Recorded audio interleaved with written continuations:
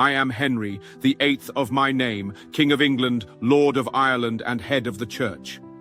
My reign shall never be forgotten, for it is one of power, love, betrayal, and unrelenting will. To those who speak my name centuries from now, I ask, am I a tyrant, or am I the king England needed? Mine was a rule of transformation. When I took the crown in 1509, I was but a prince of promise, a beacon of youth, strength, and ambition. The people loved me, and I, in return, vowed to be the greatest monarch this kingdom had ever seen. A warrior king, a scholar, a ruler, ordained by God himself. But power, you will find, does not come without its cost.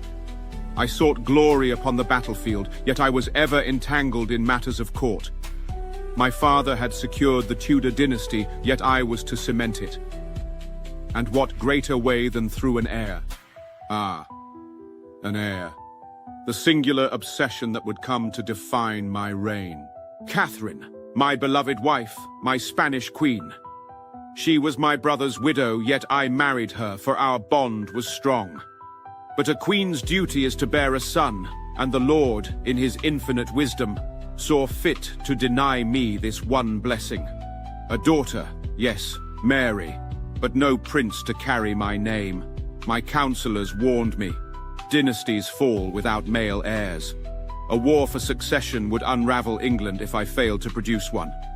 I sought dispensation, pleaded with the Pope. Should I not be granted the right to set aside my wife for the sake of England? But Rome denied me. The Church turned its back upon its anointed king, so I turned my back upon it. I did not simply abandon Rome for my own desires. I knew England must be free from the grip of foreign powers. The Pope had long meddled in the affairs of kings, treating England as but another pawn on his grand chessboard. I severed the leash. The Church of England was born not only to serve my needs, but to serve the needs of my realm. I dissolved the monasteries, confiscated their wealth, and with it, England grew richer. Some call it greed, I call it strength. But I was not only a king of faith, I was a king of war. I led England to battle against France, seeking to reclaim the honor of my ancestors, the glory of Agincourt. I fought to expand our dominion, to show that England was not a mere isle to be dismissed. Though I could not conquer France, my campaigns proved England's might, and my navy, the fleet I built, would endure far beyond my reign. The great ships of England, crafted under my command, would become the backbone of an empire yet to come. And let it not be forgotten, law and governance bore my mark as well. The Acts of Union with Wales, the strengthening of Parliament, the reshaping of England's justice. I was not merely a king of the battlefield, but of the court, molding England into a nation where the monarchy was an unshakable force.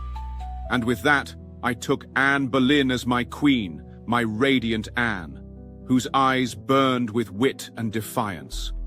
She promised me a son, and yet, like Catherine before her, she bore only a daughter, Elizabeth. But Anne was not like Catherine. She was cunning, ambitious, and dangerous. Her failure in childbirth turned whispers into open accusations. I grew impatient. Did she betray me? Did she truly conspire against me? Perhaps I convinced myself she had. It mattered little. A king must be decisive, and I was. I signed her death warrant. And then came Jane, my Jane. Sweet Jane Seymour, who finally granted me what I desired most, a son. Edward, my prince, my legacy. But fate is a cruel mistress, for Jane did not live to see the fruits of her labor. She died giving me the one thing I wanted most. My choices were not those of a heartless man, but a man bound by duty. Every marriage was a move in a greater game, a chessboard where I alone played to secure my dynasty. Anne of Cleves, a political alliance gone sour. A plain woman, unsuited to be my queen. Our union was annulled in mere months. Catherine Howard, a youthful bride who lifted my spirits, but whose betrayal cut me deeper than any sword. I loved her, and yet she too had to die. Catherine Parr, my final wife, the only one who outlived me. A woman of wisdom who knew better than to cross me. I was once a man of flesh and blood, of vigor and might.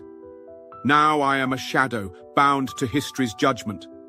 My leg may have been rotting, my body failing, but my will remained iron. I was no mere king, I was England itself. They whisper that I grew monstrous, that my hunger for control led me to murder friends and foes alike. Cardinal Wolsey, Thomas More, Thomas Cromwell, I raised them high, and I cast them down just as swiftly. Loyalty, I have found, is but a fleeting thing in the corridors of power. They failed me, so they perished.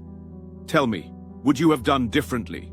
And now, as my time wanes, I wonder, did I forge England into an empire, or did I doom it to endless strife?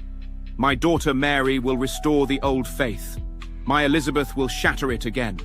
And my son, my long-sought heir, will reign but briefly. The world I built shall be torn asunder before the dust settles on my tomb. History will judge me as it sees fit. A tyrant, a reformer, a monster, a man. But know this, I was Henry, and I was king.